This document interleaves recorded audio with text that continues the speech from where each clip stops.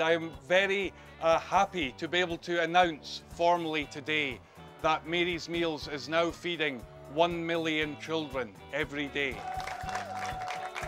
In fact, to be precise, 1,035,637 children are now benefiting from Mary's Meals all over the world.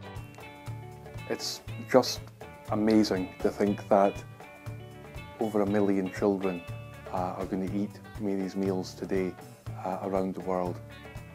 What you've achieved is it's incredible, and you know, just on behalf of each one of those children, I want to thank you with all my heart for what you've done, for being part of this mission of ours. And you know, while it's a time, I think, for all of us to celebrate and to give thanks, you know, let's go forward to, let's not forget how many more children are still waiting.